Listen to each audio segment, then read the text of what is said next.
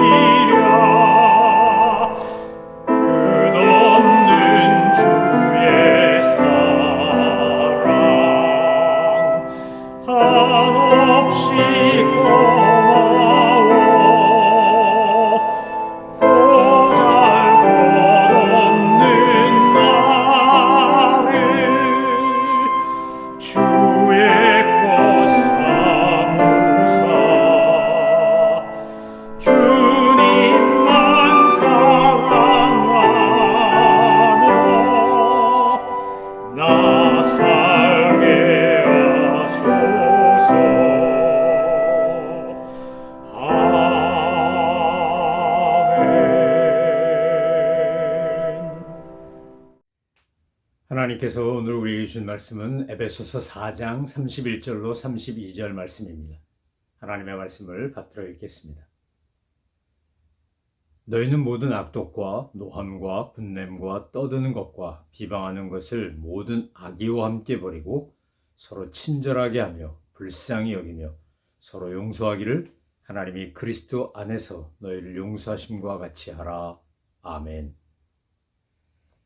사도 바울은 에베소 4장에서 어떻게 우리가 새 사람으로서 옛사람을 벗어버리고 새 사람을 입은 사람답게 살 것인가를 매우 구체적으로 실제적으로 가르치고 있습니다. 거듭난 사람들에게는 자연스럽게 이런 새 사람의 특징이 드러난다는 겁니다. 새 사람이 보여주는 모습은 행위로 구원받은 것이 아니라 구원받았기 때문에 나타나는 거룩한 행동이라는 겁니다. 그래서 우리가 행동에 집중하는 것이 아니라 행위에 집중하는 것이 아니라 그런 행위가 자연스럽게 나올 수 있는 거듭남, 옛사람을 벗어버리고 새 사람을 입는 것에 집중해야 합니다. 성경은 우리에게 분명히 그렇게 말씀했습니다. 우리가 하나님을 따라 의와 진리의 거룩함으로 지으심을 받은 새 사람을 입으라, 새 사람을 입으면, 새 사람이 되면, 그러면 우리 안에서 모든 선하고 아름다운 삶의 열매가 저절로 맺히게 되어 있다는 겁니다. 만약에 내 삶을 평가해보고 나 자신을 성찰해볼 때 부족하거나 아직도 미성숙한 것이 나타나면 우리는 겸손한 마음으로 하나님 앞에 저에게 의와 진리의 거룩함으로 새롭게 지어달라고 구해야 합니다. 내가 주님 안에서 새롭게 태어나면 그러면 우리는 하나님이 원하시는 모습으로 살아가는 것이 전혀 어렵지 않기 때문에 그렇습니다. 사탄은 끊임없이 우리가 옛사람의 모습, 타락한 본성을 가진 과거에 구원받지 못했거나 거듭나지 못한 채로 살아가는 모습으로 우리가 돌아가도록 끊임없이 충동하고 유혹하고 우리에게 온갖 상처를 가져다 줍니다. 사람과의 관계에서 또 나 스스로에 대해 또 주어진 환경이나 상황 때문에 우리는 그런 어려움의 함정 또 유혹의 늪에 빠질 수 있습니다. 그래서 사도 바울은 다시 한번 31절로 32절에서 앞에서 설명했던 것과 다른 차원의 또 다른 한 번의 강조를 합니다. 왜 31절과 32절이 앞에 나온 내용과 다르냐면 30절에 나오는 말씀 때문에 그렇습니다. 30절에서 사도 바울은 아주 중요한 권면, 부탁을 하는데, 당부를 하는데 그것은 하나님의 성령을 근심하게 하지 말라였습니다. 악한 자들과 선한 자들, 옛사람과 새사람의 차이에서도 새사람으로 살아갈 때 하는 모습, 살아가는 모습의 가장 마지막 5번째 단계이기도 하지만 이것이 우리가 평생 신앙생활 하면서 염두에 두어야 될 아주 중요한 신앙적 기준입니다. 성령을 근심하게 하지 말라. 다른 말로 하나님을 슬프게 하지 말라. 하나님의 마음을 아프게 하지 말라라는 말 아닙니까? 하나님께서 우리에게 주신 사랑과 은혜를 생각하면 우리는 어떻게 하면 하나님께 감사의 열매를 올려드리고 하나님이 기뻐하시고 즐거워하시고 자랑할 만한 삶으로 하나님께 산 제사를 드릴까? 거룩한 영적 예배를 드릴까를 생각하고 또 추구해야 합니다. 하나님께서 우리에게 주신 은혜가 있고 받은 사랑이 있기 때문에 우리는 그것을 감사함으로 보답하며 살아야만 합니다.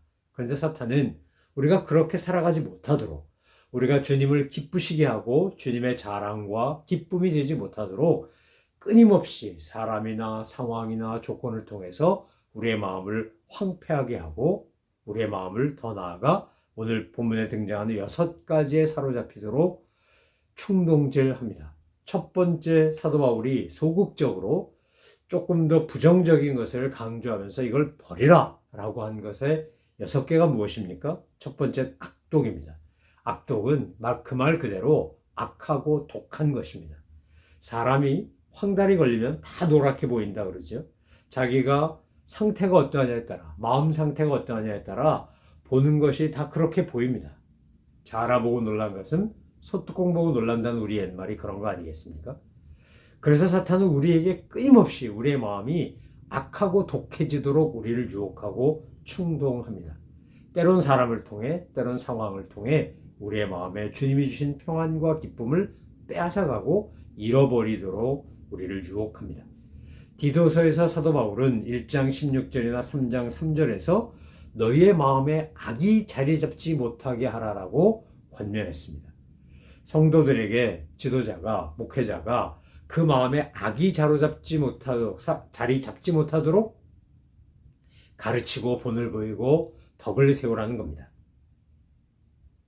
지금의 크레테 섬에 남겨놓았던 디도가 목회자로서 해야 될 역할이 그거라고 사도 바울은 강조한 것입니다. 마음이 악독에 사로잡히게 되면 그 다음에 나오는 줄줄이 나오는 것들이 저절로 따라옵니다. 격정과 분노가 우리의 마음과 생각을 지배합니다. 노하고 분내는 것, 이것은 사탄이 아주 좋아하는 것이고 하나님이 정말 슬퍼하시는 것입니다. 그런데 우리는 내 마음이 힘들고 지치고 괴롭고 아프면 나도 모르게 악하고 독해지기 시작합니다. 그리고 화를 냅니다. 잘 화를 냅니다. 과격한 흥분 상태에 빠지게 되고 결국 그렇게 됐을 때 우리가 또다시 실수하고 잘못을 하게 되는 것은 말로 화내고 분노를 표출하는 것입니다. 여러분, 말은 우리 마음과 생각에서부터 나옵니다. 마음먹기, 생각하기가 어떠냐에 따라 말이 그렇게 나옵니다. 그러니까 어떤 사람의 말하는 것을 가만히 들어보면 그분의 마음 상태가 어떠한지를 알 수 있습니다.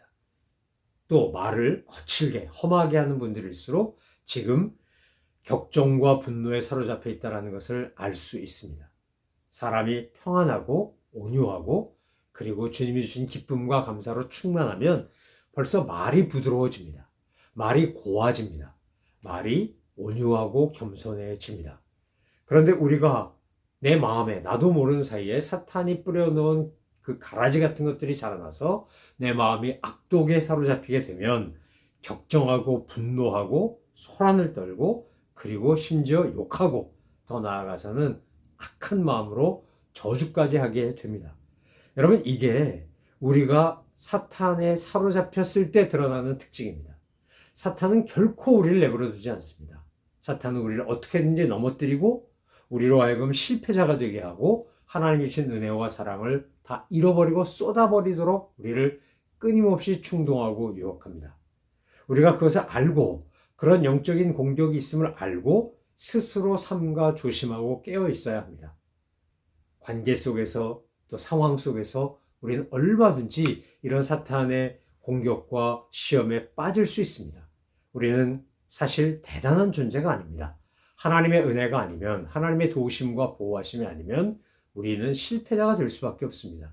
근데 주님께서 우리에게 보혜사 성령을 보내주시고 보혜사 성령님이 내 마음의 보좌에 예수님이 내 삶의 중심에 계시면 그분의 은혜와 능력과 그 진리가 우리를 지키고 보호하는 겁니다.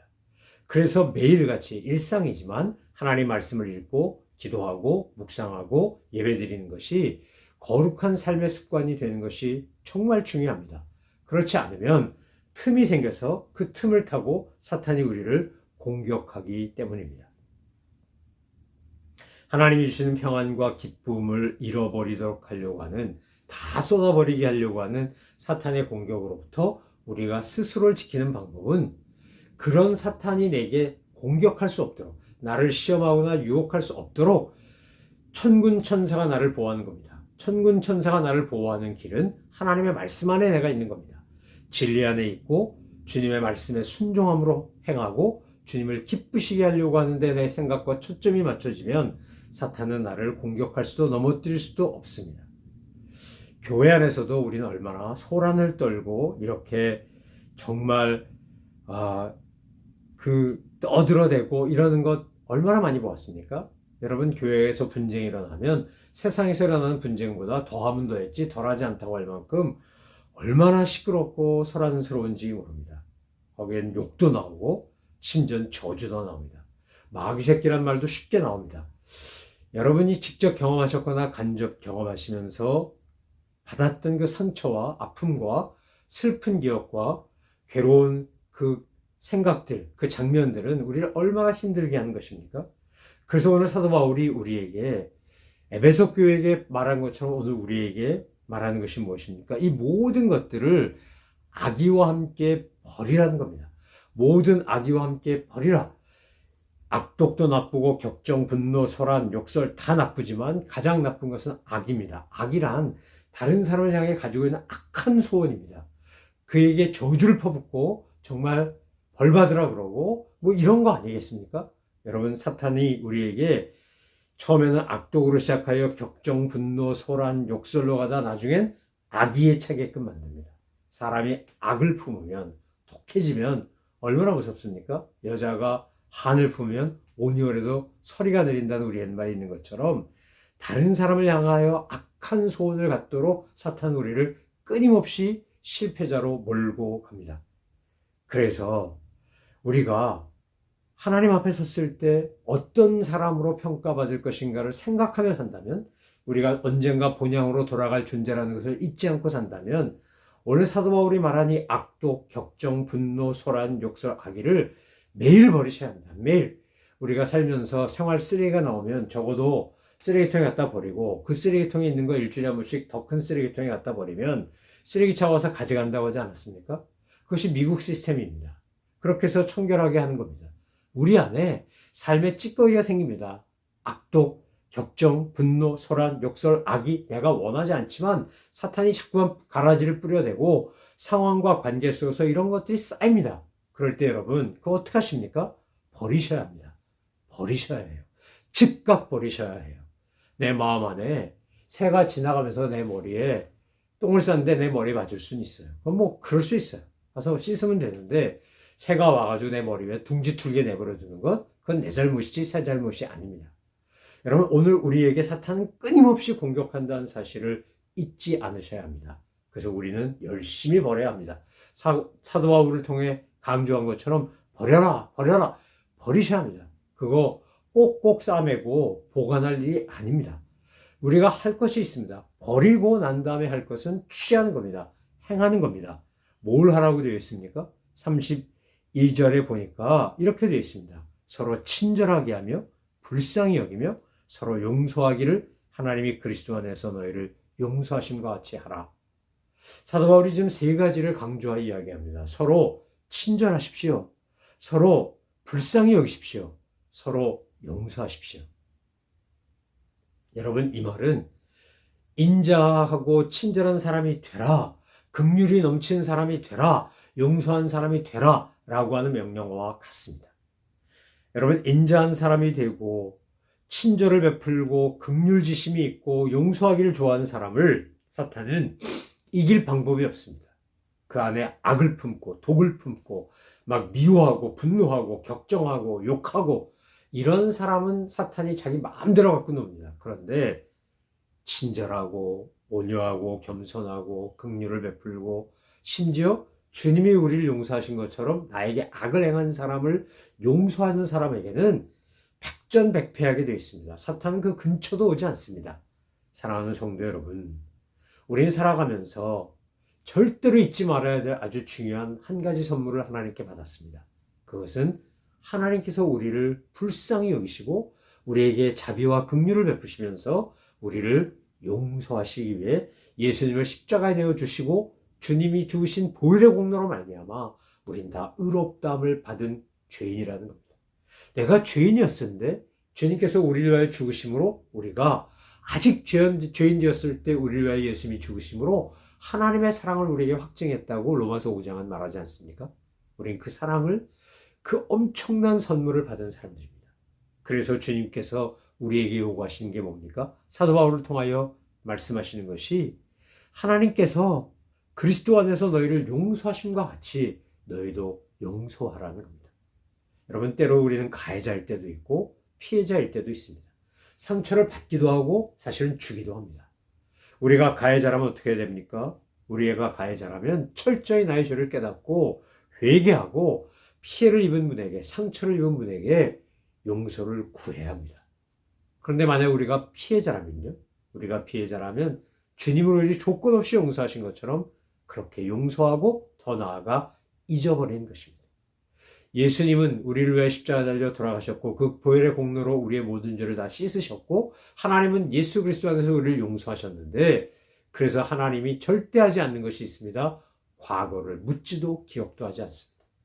한번 용서하고 나면 그가 어떤 죄를 지었든지 간에 주님은 다 잊어버리셨기 때문에 기억하시지 못합니다.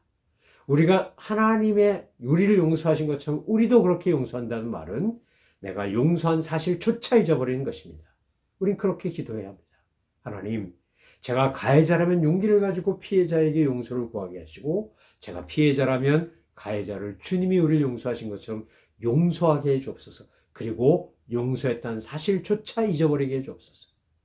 이거 얼마나 어려운 일인지 모릅니다. 신앙생활하면서 용서만큼 힘들고 어려운 게 없습니다. 그러나 우리는 반드시 해야 합니다. 왜요? 우리가 하나님의 용서하심으로 말미암아 구원받았기 때문입니다. 우리가 구원받은 건 내가 잘나서 내가 의로워서 받은 게 아니고 하나님이 우리를 용서하시기로 작정하시고 용서하셨기 때문에 구원받은 겁니다. 우리의 죄 때문에 주님은 십자가에서 죽으셨고 예수님의 피값으로 저와 여러분은 구원받고 용서받은 사람들입니다. 여러분 혹시 피해자이십니까? 너무 많은 상처와 아픔과 괴로움을 당하셨습니까? 자다가도 벌떡벌떡 잠을 깰 만큼 너무나 분하고 억울하십니까? 그 상한 마음을 다 주님 앞에 내려놓으십시오. 수고하고 무거운 짐진 자들아 다 내게로 오라. 주님 그렇게 말씀하시지 않았습니까? 우리의 이 상한 심령, 억울함, 속상함, 안타까움, 힘듦 다 주님 앞에 내려놓고 주님이 주시는 놀라운 긍휼과 사랑과 용서의 능력을 덧입어서 주님과 함께 믿음으로 승리하시는 우리 모든 믿음의 식구들 되시지 않겠습니까?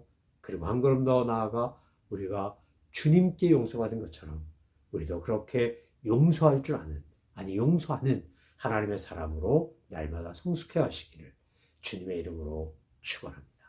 기도하겠습니다. 하나님, 저희는 용서받는 것은 너무나 쉽게, 감사하게 잘 받으면서 막상 용서를 구하거나 용서하는 일은 얼마나 인색하고 더디고 못하는지 모릅니다.